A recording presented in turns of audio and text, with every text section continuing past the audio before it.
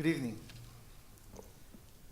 and welcome to One Book, Many Conversations program, and our very special event this evening in conversation with Lilas Taha, a unique name.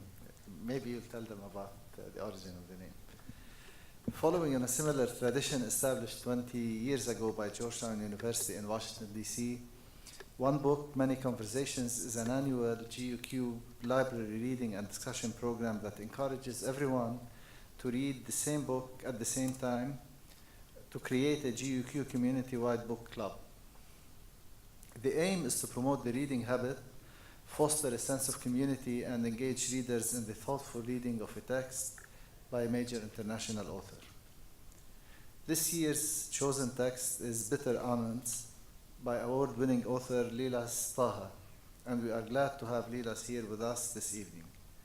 This book was published right here in Qatar by BKKU Press, which arguably adds to its relevance to our own location. But more to the point, the book, as you know now by reading it, is the story of coming of age of a boy named Omar and a girl named Nadia against the backdrop of the Arab-Israeli wars, the question of Palestine, and the creation of Israel. And, of course, the resulting refugee situation and all that means. In early December, students, faculty, and staff were given copies of the book to read over the term break. Earlier today, the Georgetown community had the opportunity to meet with Lilas in an excellent and thought-provoking question and answer session. And this evening, we are pleased to share her with the wider Qatar community. Tonight, Lilas will be in conversation with Georgetown's Qatar's Library Director, Donna Hansen.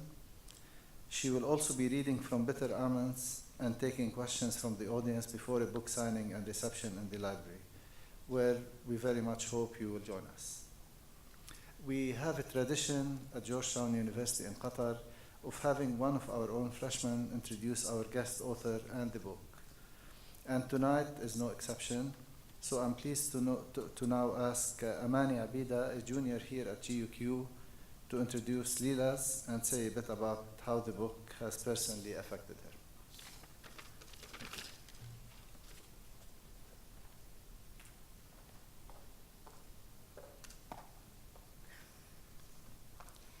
Good evening, ladies and gentlemen.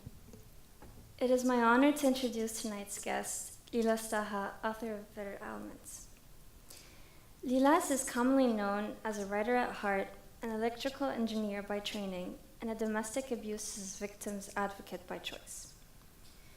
Lilas was born in Kuwait to a Syrian mother and a Palestinian father, and immigrated to the US as a result of the Gulf War in 1990.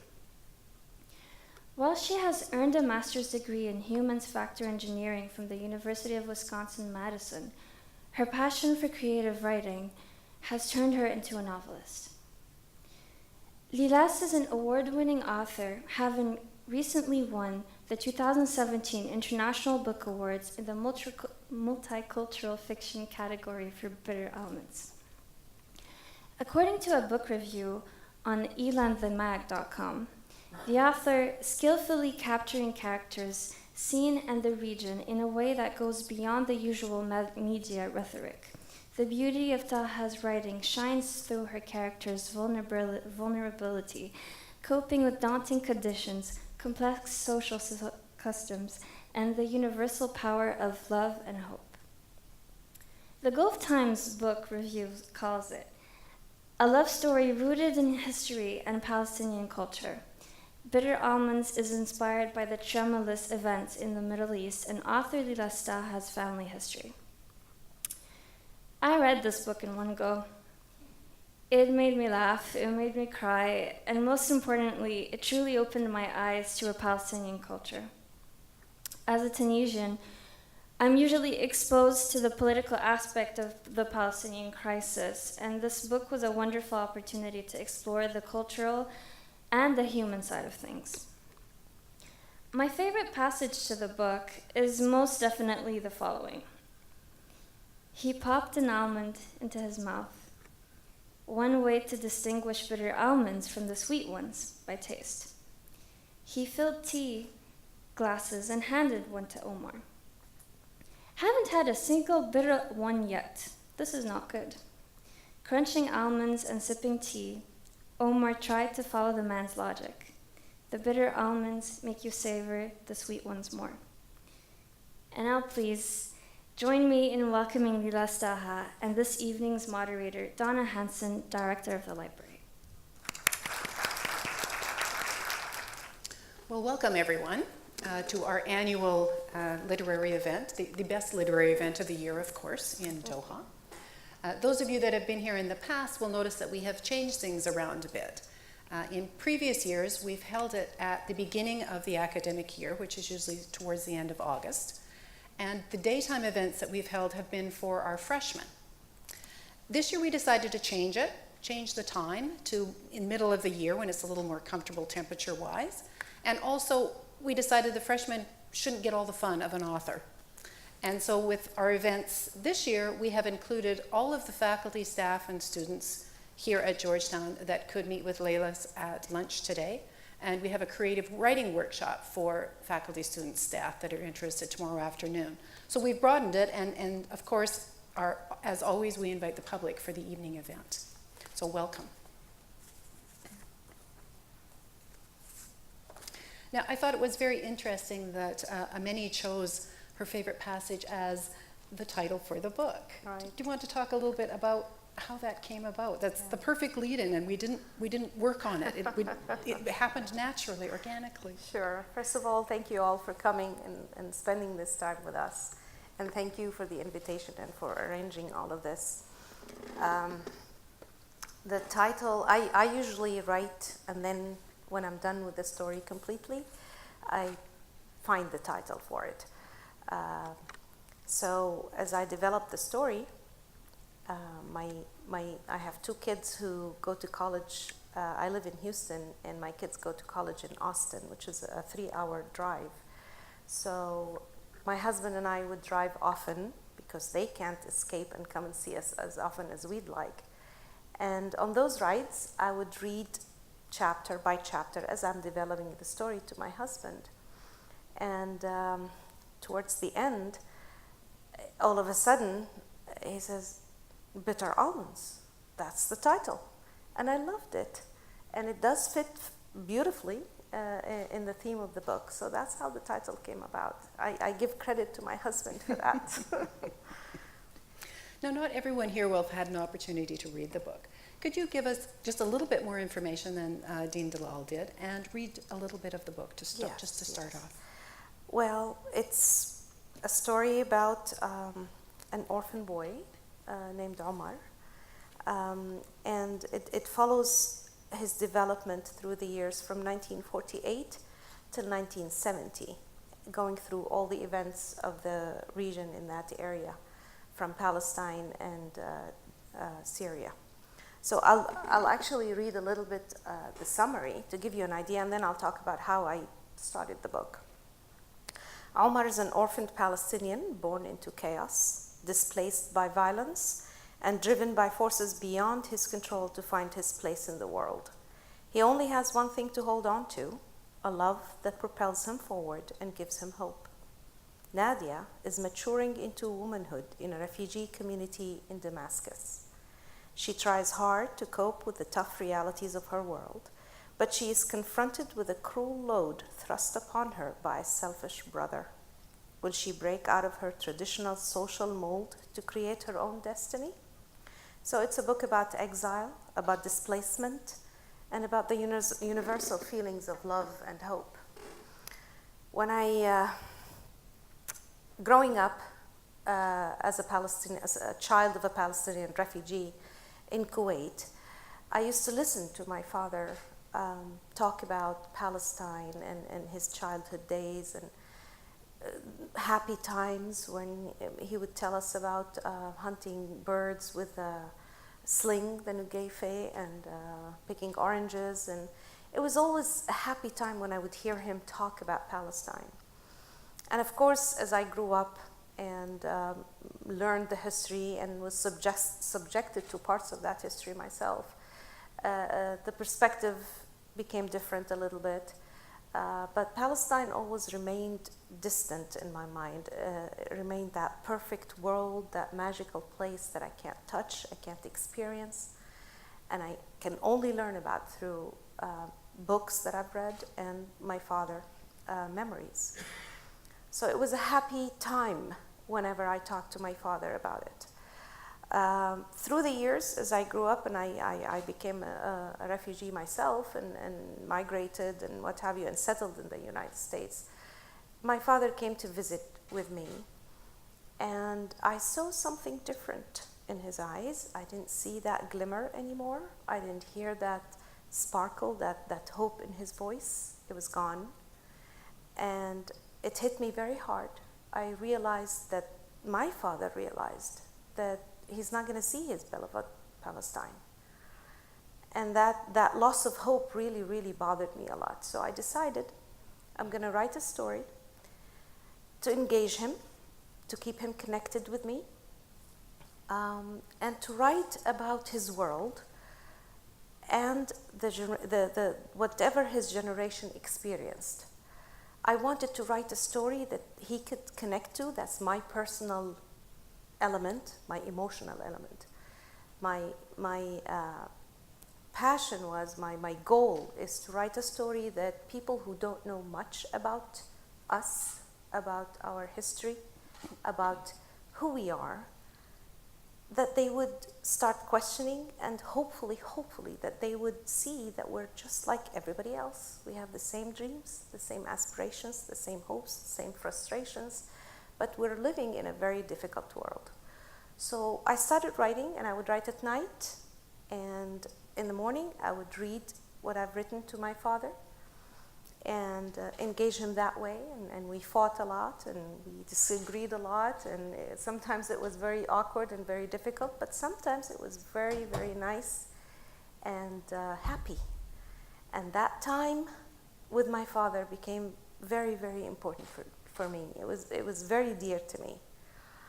So I finished writing this story, and when it was read by an editor for publication, unfortunately my father passed away about 3 weeks before I signed the contract for publication. So he really didn't know that I got the story out. He didn't know it turned into a book.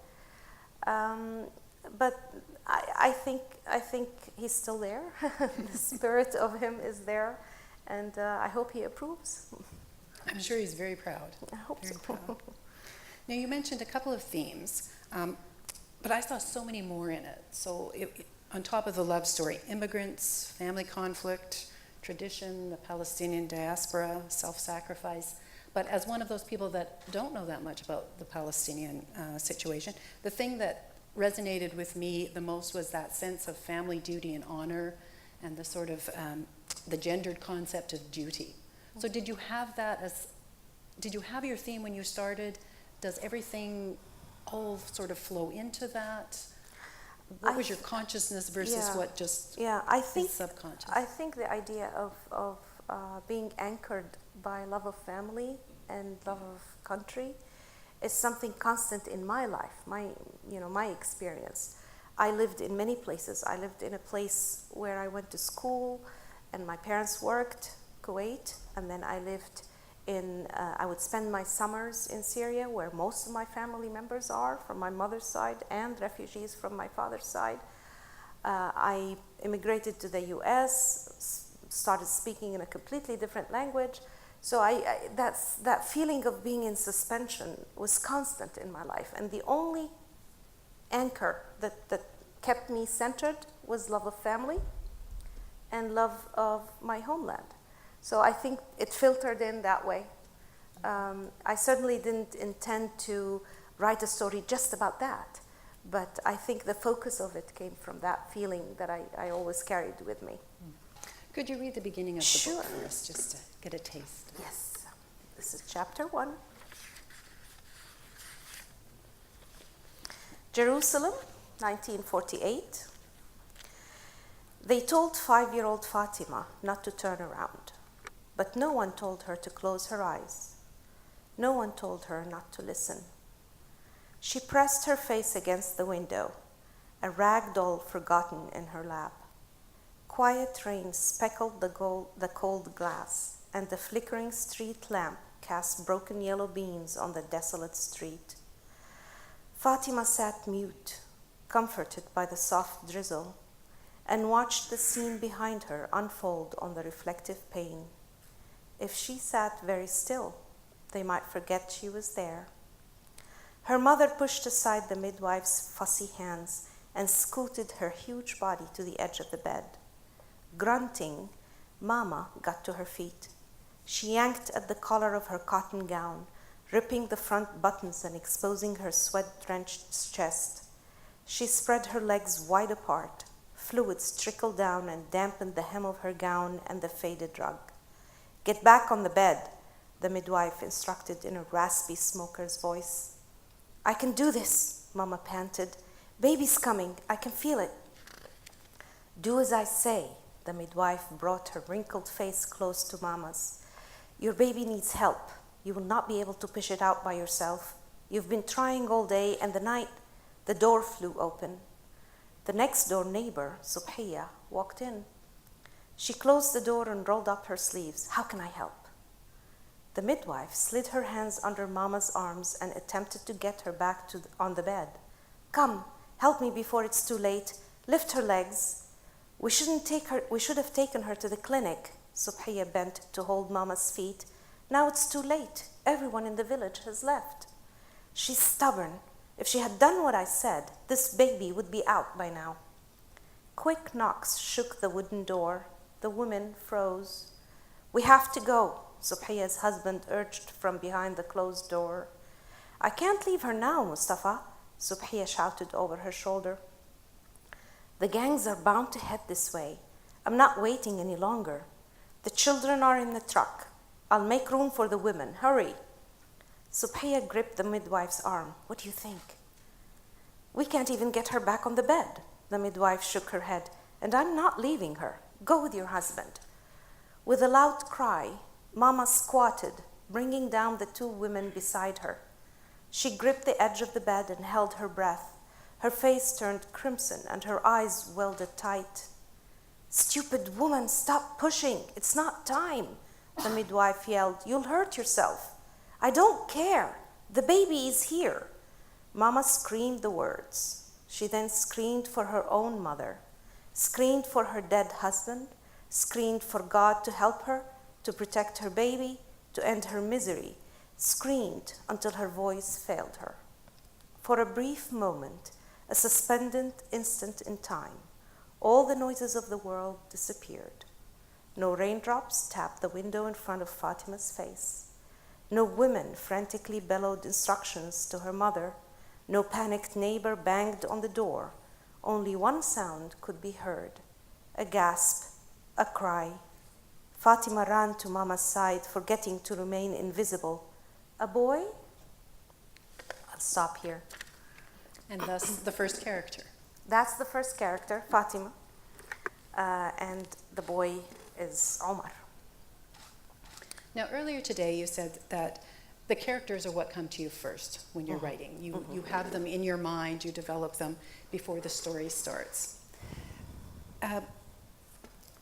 When you're creating them in your mind, which comes first? Females, males? Which ones are easier to imagine? Which ones do you have more difficulty with? How do they come to life before there's a story? Yeah.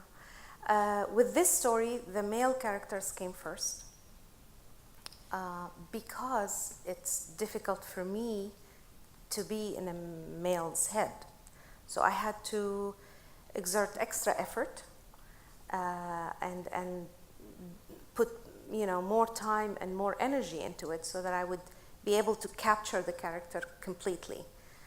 And then the female characters, I was able to develop them as well, but for me the hardest part was to develop the male characters. So that's where I started. And once I have them completely clear in my head, I know everything about them. I know how they move, how they think, their background, what are their fears, their hopes. I know everything about the character. And that's why it was easier for me to sit down and write the story, because the characters basically carried the story. So you have all these characters in your mind, and then they wander off and create a story, and you're coming along behind writing? Well, yeah, not entirely. I have an idea about what I want to write, but the scenes, each chapter, how the scenes develop, how the characters interact with each other, that's what comes as I'm writing it. Their interaction, their reactions, but how they go about in each scene, in each chapter. That's what develops as I'm writing. And did they ever do things that surprise you? Yes. Yeah. So it's not always I know exactly what I want to write. And sometimes they go in directions that surprise me and open doors for me, because now I can think in different ways. I think that's a very interesting concept, to have all these characters in your head. Yeah, I would talk to them, actually. Let's talk a little bit about the women first. Did you have a favorite of the women, of your characters? Yes, actually I do. I like, my favorite character is Huda. That's mine too. And why? Because she starts at a very difficult time in her life. A huge event happens that you would, it would ruin a child's life. The traumatic experience that she went through. But I didn't want her to be ruined. And I saw her strong. I always admired the strength of the women in my family, and specifically my mother and my teachers, because they have a huge influence on me, actually. So I wanted her to be a strong personality. But you're not born strong, I think. I think you develop into that strength. You're steeled by experience. And I wanted her to be that kind of person. So I developed her to the point where she's strong and she can solve problems and she can take command, of course, within the confines of the society that she's in. So I like her. She's I like a very strength. strong Yes. person, and she, no nonsense, she gets on with it, Yes. and family is everything. And I wanted to keep Nadia as innocent as possible, to represent the innocence of Palestine. So that's the romantic part in me. Very nice. And the men, what happened to poor Sharif in his life that he was such a nasty person? Yeah. He stayed nasty all the way Yes. through. I have to say, we know people like that. all There know are people Sharifs. like that. Yeah, selfish and self-centered, and that's how I wanted him to be. That's the antagonist in the story, and he didn't change much, because I think people are born with these traits where if they don't get the right direction, I think they just keep going. So. When the characters are created in your head, are you thinking, okay, I need 3 men and 2 women, I need a bad guy, I need a hero, or are they just people that then get their personalities as you form them? Yeah, I don't think I need 3 men, 2 people, whatever. I did know from the beginning that I'm going to have a big family, and I wanted the number 9 for some reason.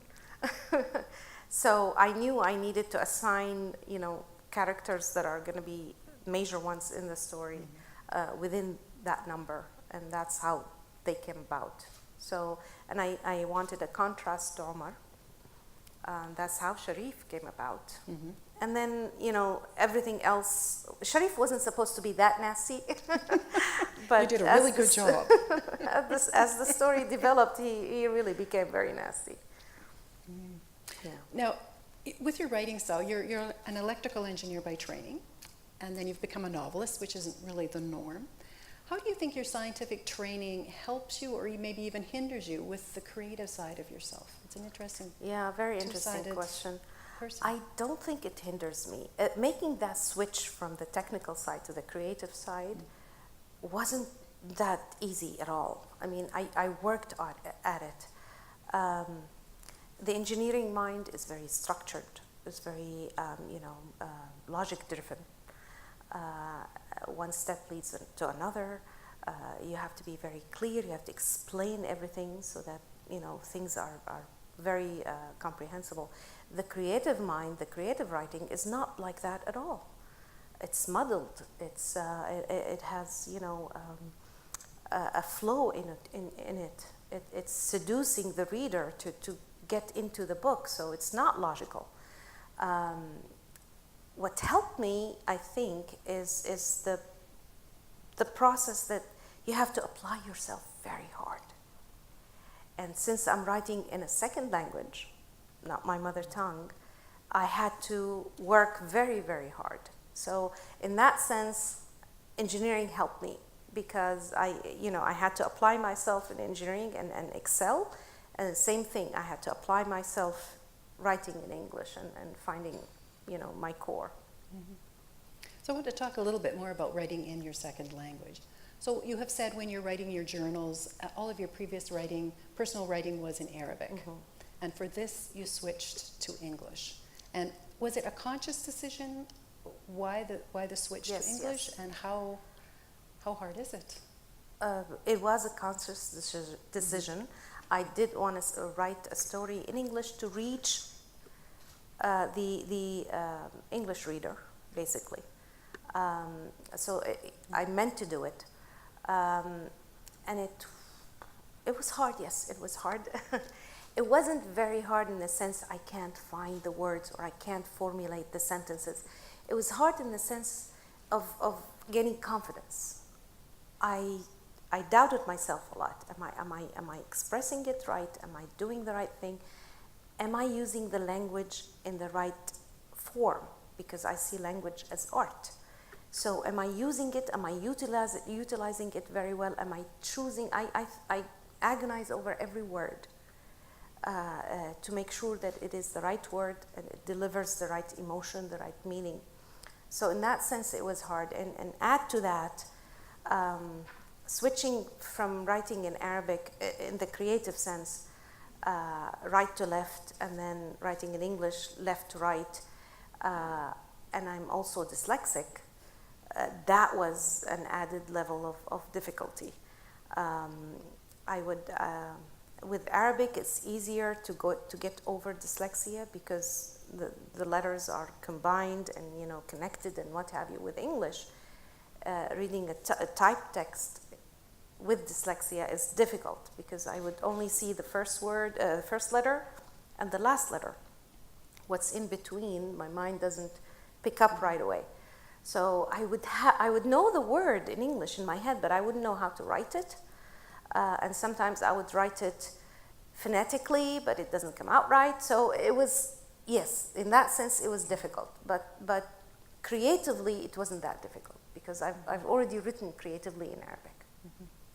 Now, your book has been translated into Norwegian, so I assume you can't comment on the Norwegian translation. It has also been translated into Arabic as of this week, so there are some outside to purchase in Arabic. Explain what it's like to read your own work in your own language, but not written by you. Yeah, that was hard. When they sent me the Arabic translation, I couldn't get into it. I couldn't get through the first chapter because I kept thinking that this is my story, and I could write it in Arabic. It's not going to sound like this, even though it's excellent translation, and the translator did a great job capturing the spirit of the book and the language that she used.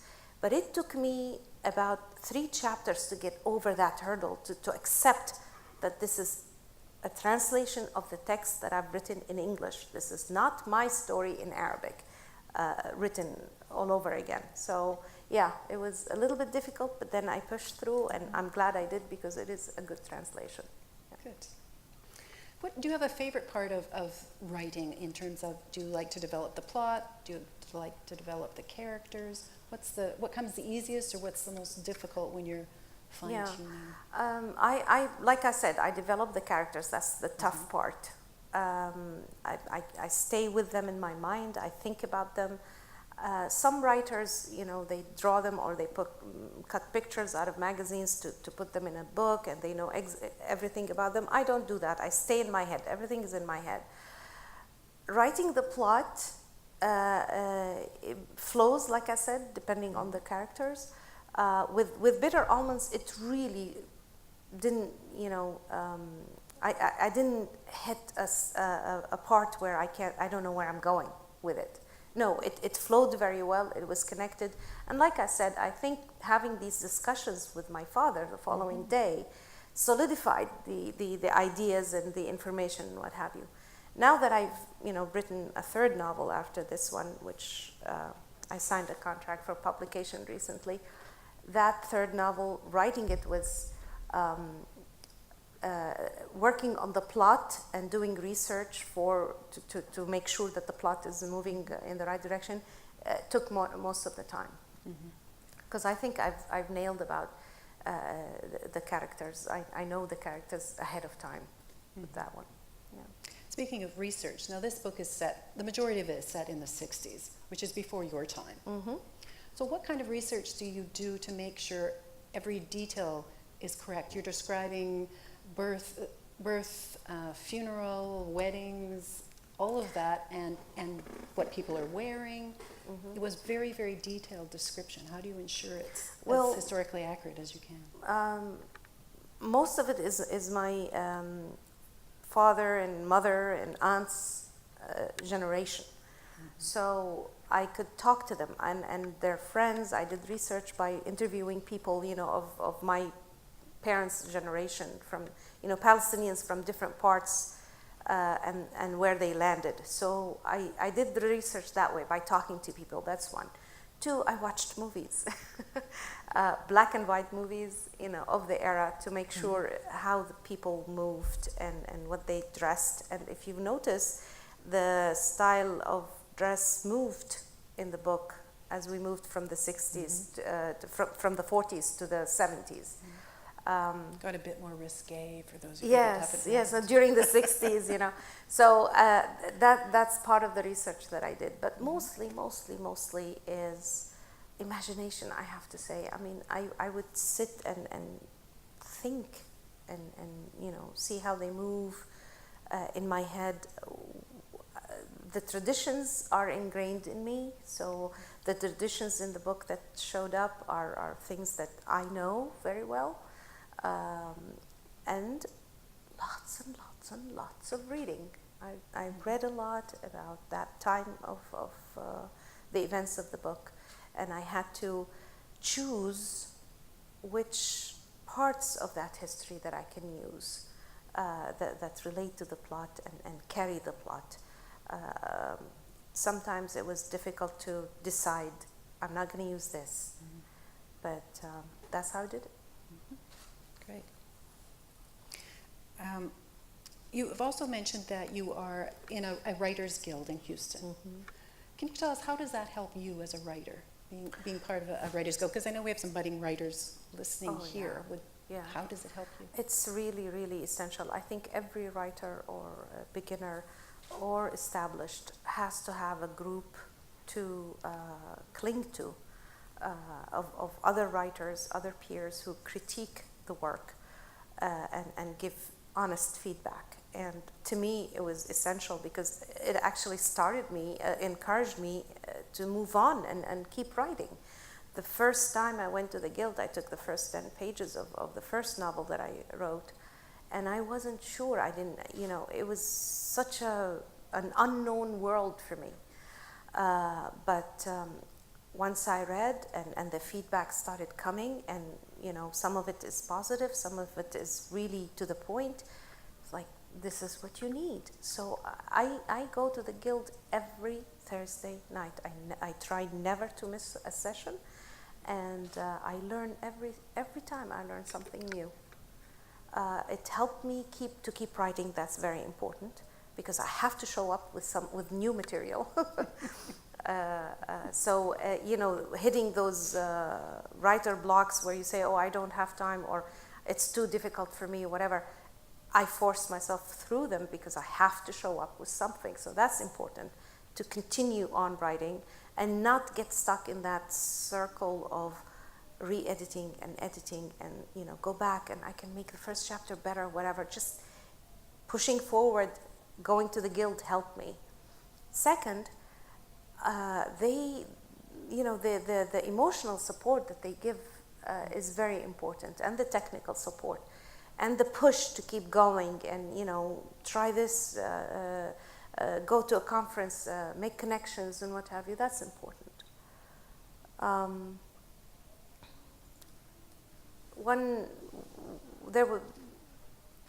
I felt that I did the job right when one gentleman in my group who was always present, he would sit in the back of the room and wouldn't engage in any conversation with me, and would just listen as I read and developed the story and discussed and what have you. He was just listen. Sometimes he would nod, sometimes he would say something very brief. Towards the end, when I read the last chapter, he came up to me and he introduced himself, and he said, "I just want you to know that I'm a strong supporter of Israel." And I said, "Okay." And then he said, "But I also want you to know that you created a dilemma for me." And I'm thinking, okay. And he said, "You made me care about a Palestinian person, even a fictional one." And for me, that was, I've arrived because I've affected at least one person in the room.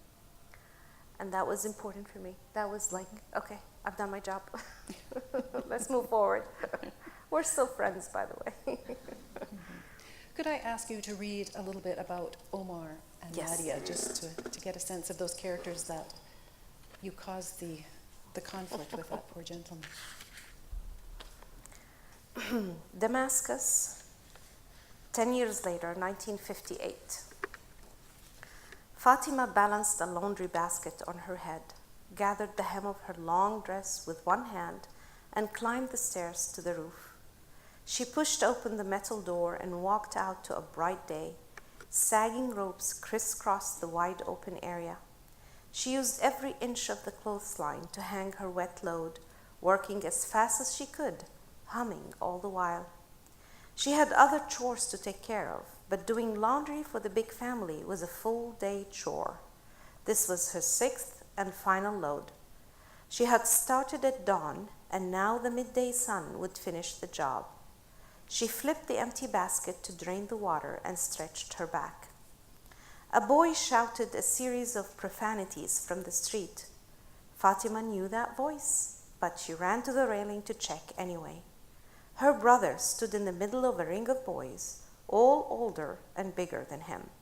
"Omar," she yelled, "meet me at the bottom of the stairs." Omar looked up and scowled at his sister for interrupting the scuffle.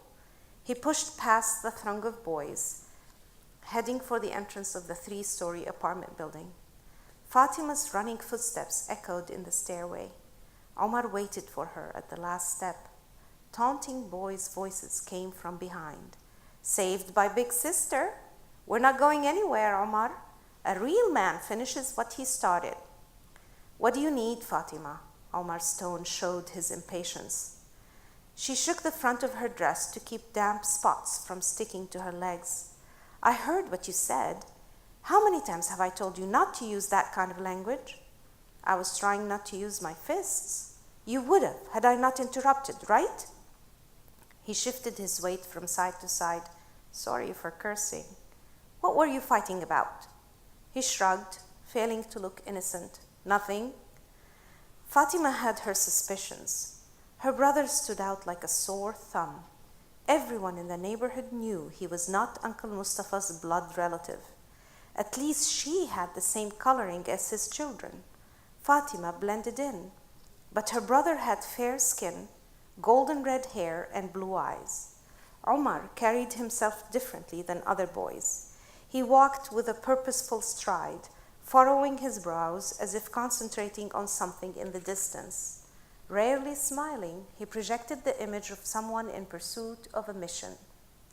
For reasons unknown to Fatima, an annoying old woman used to call him the Englishman, and the nickname had stuck. Her brother hated it, and she knew it was the reason behind almost every fight he got into, most likely the cause of this one. She stepped closer to brush dirt from his collar.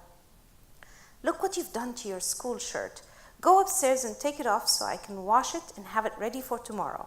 How many times have I told you to come straight home and change?" 1,000.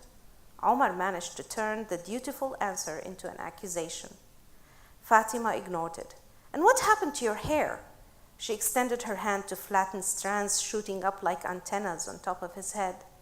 He ducked and ran his fingers through his hair. "It's windy today." "Wait a minute." She narrowed her eyes. "How come you're out of school?" "Don't you know?" Omar clasped his hands together. "Jamal Abdel Nasser arrived today, here in Damascus."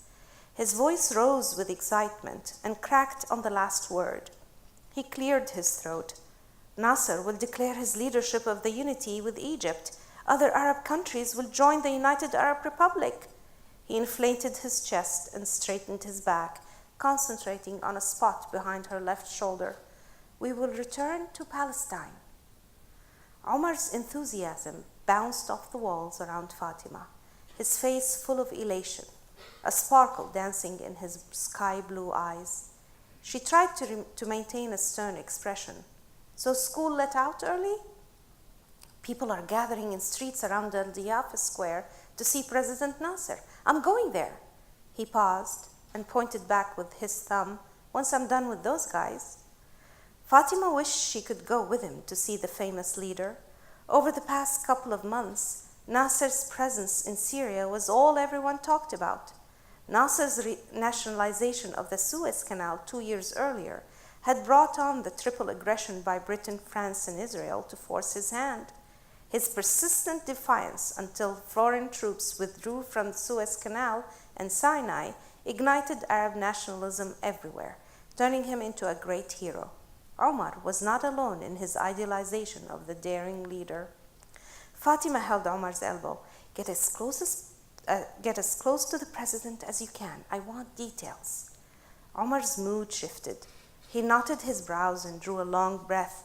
"Soon we will return to our father's house." Something in his tone gave her pause, something serious, making him seem older than his 10 years. What was going on in that boy's head? He had never mentioned their father's house before. But again, a fever had gripped the nation, causing people to stay up nights. Was it hope? Had her brother caught it?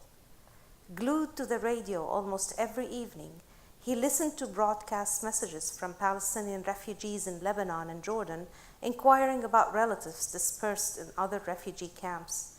Omar never said a word, but she knew he waited to hear news about surviving members of their family. How could one tell a boy he was the only male survivor? That the continuity of the Bakri name rested on his shoulders and his alone? No pressure. Well, with any event like this, it takes a whole village to plan it. So I would like to thank all of the library staff that's worked so hard on this, the events team, the facilities team, the AV people. And we can't, of course, have it without an audience and without an author. So thank you very much. Thank you. Thank you.